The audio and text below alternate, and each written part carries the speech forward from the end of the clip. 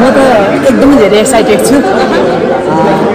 म चाहिँ आज खुसी किन लागेको भन्दाखेरि मलाई बनाउने पत्रकार दादा दिदीहरूलाई फिल्म देखाउन पायौँ होइन, उहाँहरू आएर फिल्म हेरिदिनु भयो। म त्यसमा एकदमै खुसी छु। सबैजनालाई मेरो धेरै धेरै धन्यवाद भन्न चाहन्छु। अब तपाईँले त हामीलाई रुवाउनु भयो कि हामी लास्टमा रोयौँ तपाईँको चलचित्र हेरेर, कति धेरै राम्रो एक्टिङ गर्नु भएको छ। हजुरले तारिफ गरिदिनु धेरै धन्यवाद। के भन्नुहुन्छ स्कुलको साथीहरूलाई, अब जो जो सानो सानो भाइ बहिनीहरू हुन्छ उहाँहरूलाई कसरी आह्वान गर्नुहुन्छ? म यही भन्न चाहन्छु, एकचोटि आएर मुभी हेर्नुहोस् होइन। हामीले हाम्रो गुरुको लागि के गर्यौँ कोहीसँग जवाब छैन। र यता भोला सर पनि हुन्छ सँगसँगै, यता भोला सर पनि हुनुहुन्छ होइन, जोइन हुनुभएको छ। सँगसँगै छोरी पनि हुनुहुन्छ सुबला हामी त। के छ हजुरको हालको एकदम धेरै पछि मिडियामा आउनुभयो नि यसरी? हजुर पढाइमा व्यस्त हुनुहुन्थ्यो। हजुर ओके। र हजुर सँगसँगै हुन्छ नि, हजुरले पनि कुनै बेला एकदम अभिनयले चाहिँ इन्डस्ट्री एक समय चाहिँ एकदम खानु भएको थियो क्या होइन, बोक्सियो घरबाट। र आज अशोकले अरू सँगसँगै हजुरहरूको उमेर त मिल्छ पनि होला, के छ अलमोस्ट होइन उस्तै उस्तै। र कस्तो लाग्यो त अशोकको अभिनय? आफू एकदम राम्रो अभिनेत्रीको रूपमा आउनुभयो होइन, आज अशोकलाई हेरेर कस्तो लाग्यो, एआरलाई हेरेर कस्तो लाग्यो? मलाई एकदमै राम्रो लाग्यो। म आउने बेला नै ट्रेलरहरू हेरेर आइसकेको थिएँ अनि म पहिला पनि गीत गाउँथेँ उहाँको, अनि त्यसपछि एकदमै राम्रो लाग्यो। कुन गीत गाउनुहुन्थ्यो आज? त्यही मन बिनाको धन। थोरै गाइदिनु त एक लाइन। मन बिनाको धन ठुलो कि धन बिनाको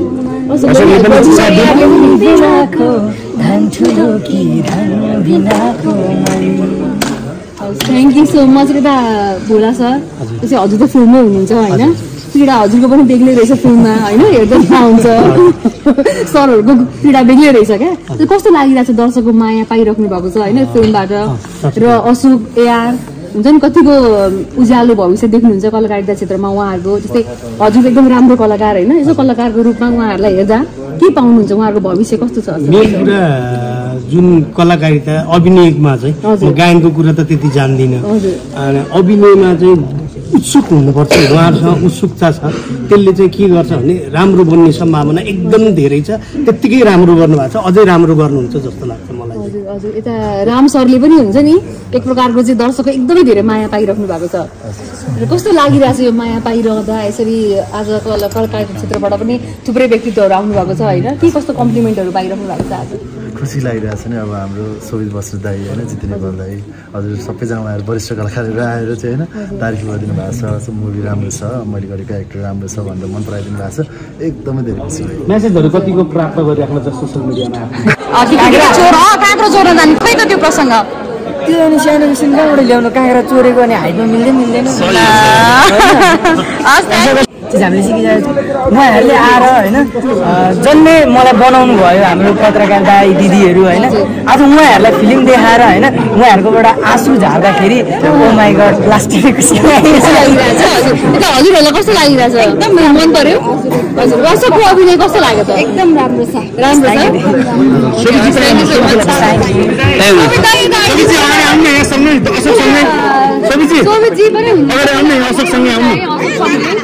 हजुरलाई अशोकको अभिनय कस्तो लाग्यो? मन बिनाको धन कस्तो लाग्यो? थोरै भनिदिनु होला। अब अशोकको कुरा गर्दा जस्तो गायक हो भन्ने कुरो त मलाई थाहा थियो होइन।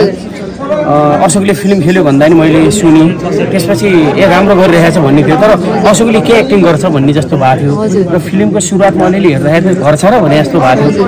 तर क्लाइमेक्समा आएर उसले यति राम्रो गरिदियो, उसले एआरले भयो निताजीले भयो होइन, यति राम्रो गरिदियो हरेकको मन चाहिँ एकचोटि छुन्छ जस्तो लाग्यो यसले। र म के भन्न चाहन्छु भने मन बिना झन् हामी नेपाली दर्शकहरूलाई त मनपर्छ, जसलाई पनि जसको पनि मन आँखा रसाउँछ, मन भावुक हुन्छ होइन।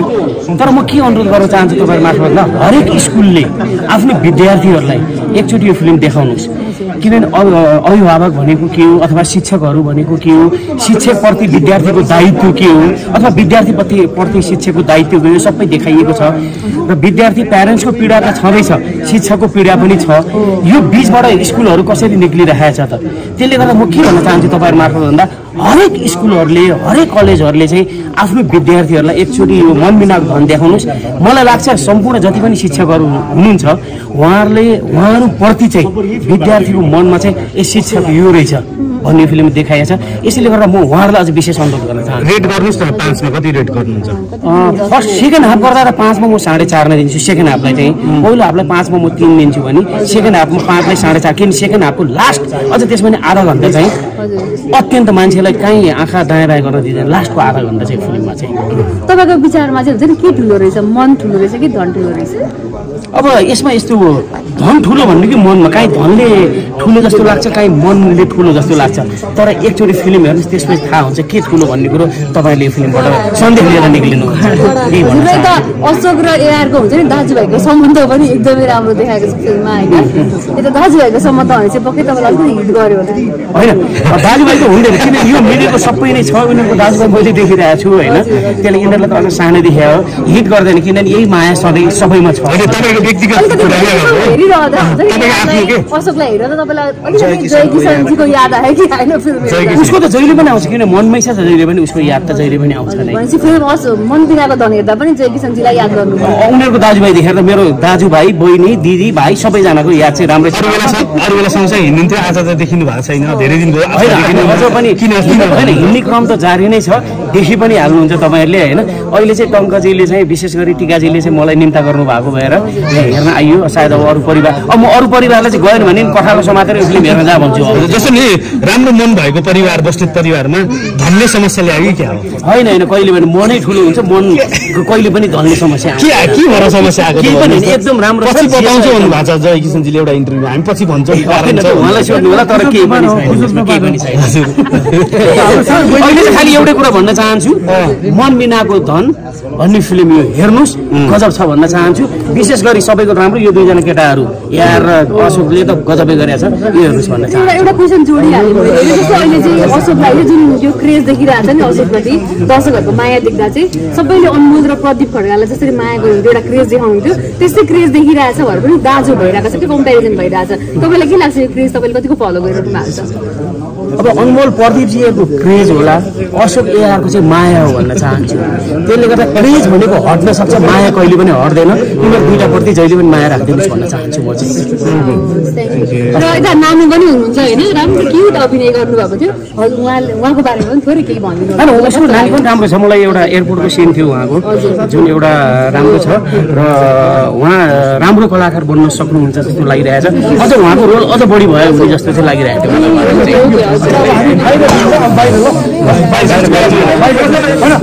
राम सर पनि भन्नुभयो पहिलोचोटि लाइफमा मैले आफ्नो उहाँलाई हेरेँ फिल्म हेरेर। अनि यो फिल्मबाट चाहिँ के चाहिँ वास्तवमा सिक्न सकिन्छ? वास्तवमा यो मुभीबाट सिक्ने भनेको चाहिँ एकदम गुरु भनेको आमा बुवा हुन्छ होइन पहिलो, र गुरु भनेको आमा बुवा र बाबा आमा पछि चाहिँ गुरु भनेको टिचरहरू हुने रहेछ र उहाँहरूलाई चाहिँ जति सक्दो रेस्पेक्ट गर्नुपर्छ होइन, उहाँको कुरा मान्नुपर्छ र उहाँकै कुराले अगाडि बढिन्छ भनेर मैले चाहिँ सिकेँ। त्यसमा चाहिँ हामीलाई 8, 9, 10 मा पढ्दाको याद आयो सर होइन? आफ्नो गुरुहरूको याद आयो? गुरु नै एउटा यस्तो चिज रहेछ कि बुवा आमा पछि र बुवा आमा भन्दा अझै ठुलो भन्न मिल्छ गुरु बुवा। बुवा आमा भन्दा पनि ठुलो गुरु बुवा हो। शिक्षा दिने यो दिने एकदमै राम्रो लाग्यो। थ्याङ्क यू, धेरै धेरै। कति धेरै माया पाउनुभयो, अशोक कस्तो लागिरहेछ? सानो र आज कस्तो फिल भइरहेको छ? थुप्रै कलाकारहरू आउनुभएको छ फिल्म हेर्नलाई, कस्तो लागिरहेछ? मेरो लागि चाहिँ एकदम ठुलो कुरा हो यो। हजुर, किनभने हाम्रो धेरैजना ठुलो ठुलो व्यक्तिहरू आउनु भएको छ जो अलरेडी फिल्ममा एकदम पुरानो हुनुहुन्छ होइन।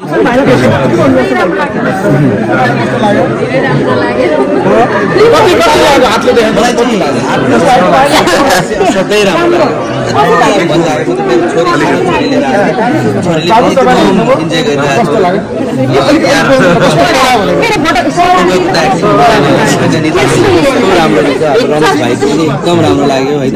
तर आपसीको पार्टमा चाहिँ असाध्यै राम्रो क्या। सुरुमा अलिकति बिल्डअप गर्न जति सुरुमा ऊ भएको छ त होइन, तर आपसी चाहिँ मान्छे टक्क बाँधेर राख्छ क्या, एकदमै राम्रो बनाएको छ।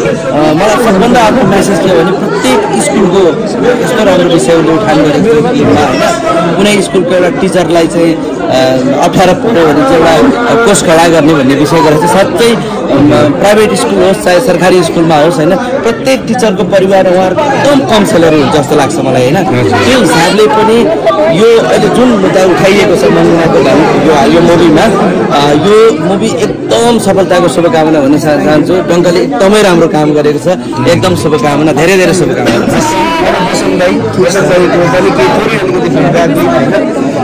सङ्गीतकारले होइन फिल्म बनाएर भन्दाखेरि दर्शकको माया आफूलाई पाइरहेको छ कस्तो लाग्यो आमाबालाई पनि माया गर्नुपर्छ है धेरै धेरै धन्यवाद तपाईँलाई कस्तो लाग्यो कति लाग्यो हातले देखाउनु त यति धेरै भन्ने आज यो मुभी हेरेर मैले पहिलोचोटि आफ्नो बाबाको आँखाबाट आँसु हेरेँ ए ओ राम सर हुनुहुन्छ राम सरलाई सबले चिन्नुहुन्छ त्यहीबाट भन्नुहोस् त कस्तो लाग्यो होइन गजबै भएको छ अशोकले यस्तो अशोकले गीत त राम्रो गाउँथ्यो तर एक्टिङ गर्छ भन्ने थाहा थिएन एक्टिङमा उसले पोख्त गरेको छ हाम्रो भाइले पनि उसले पनि अत्यन्त राम्रो काम गरिरहनु भएको छ होइन र विशेष गरी मलाई सङ्गीतकार मात्र लाग्थ्यो यसको लास्टको पार्ट हेर्दाखेरि उहाँ राम्रो डाइरेक्टर पनि लाग्यो होइन र मनबिनाको धनलाई चाहिँ एकदम शुभकामना दिन चाहन्छु एकदमै राम्रो फिल्म बनाएको छ र लास्टमा निताजीले त रोउने काम नै गर्नुभयो हामी सबैजनालाई होइन बाहिर हँसाउनु होला तर फिल्मभित्र रोउनु नै हुन्छ र विशेष गरी म टङ्क बुढाथोकी र टिम र विशेष गरी यो फिल्मलाई अझ दौडिने नै हाम्रो टिकाराम बुढाथोकीजी नै हुनुहुन्छ टिकाराम बुढाथोकी चाहिँ मलाई टङ्क बुढाथोकी भन्दा खतरा लाग्यो जस्तो किनभने यो पब्लिसिटीमा दौडिँदाखेरि होइन तर यो राम्रो फिल्म सबैको मनबिनाको धनले मञ्च कुनै फिल्म बनेको छ लेखनको हिसाबले फर्स्ट हाफ भन्दा नि सेकेन्ड हाफको लास्टको पार्ट जुन आधा घन्टा छ त्यो चाहिँ उत्कृष्ट लेख्नु भएको छ लास्टको पार्टले जे जस्तो मान्छेलाई बाँध्न सकेको छ लास्ट पार्टले बाँधेको छ र म के अनुरोध गर्न चाहन्छु तपाईँले भने हामी नेपाली दर्शकहरू त छँदैछौँ हरेक स्कुलहरूले चाहिँ आफ्नो विद्यार्थीहरूलाई यो फिल्म एकचोटि देखाउनुहोस् भन्न चाहन्छु त्यो चाहिँ मलाई मजा लागेर त हरेक स्कुलहरूले चाहिँ छुटाउन नहुने फिल्म हो जस्तो लाग्छ मलाई मनबिनाको धन चाहिँ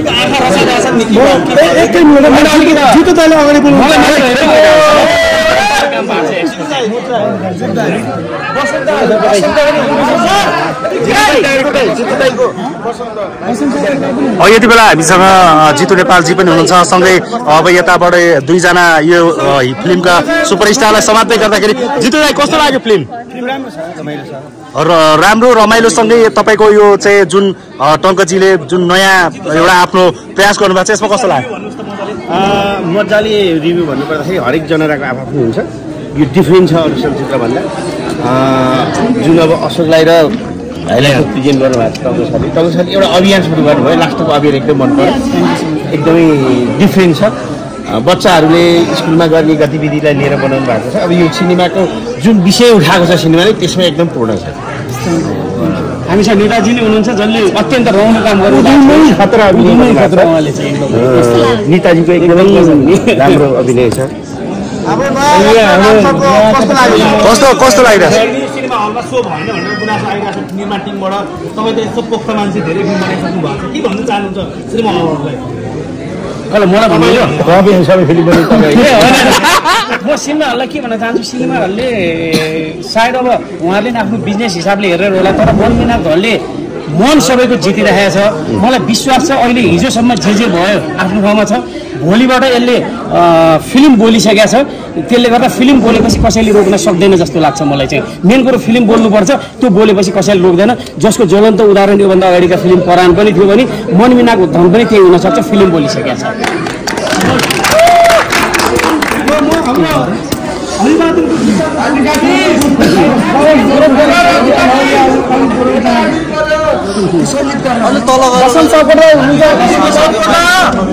हामी तल गर्न पाएको भए हुन्छ क्या दाइ तल अनि अप्ठ्यारो भयो ल आज हामी मनबिनाको धन ठुलो फिल्म हेर्न आएको थियौँ हलमा छौँ तपाईँ देख्न सक्नुहुन्छ हलमा चाहिँ एकदम भरफुल रहेको छ तपाईँहरू पनि हेर्न हुन सक्नुहुनेछ यहाँ कलाकारहरू विभिन्न कलाकारहरू तपाईँले देख्न सक्नुहुन्छ अहिले हामी बिग मुभीमा रहेको छौँ यहाँ अनि पुरा रोनी कार्यक्रम भइरहेको छ होइन तपाईँ देख्न सक्नुहुन्छ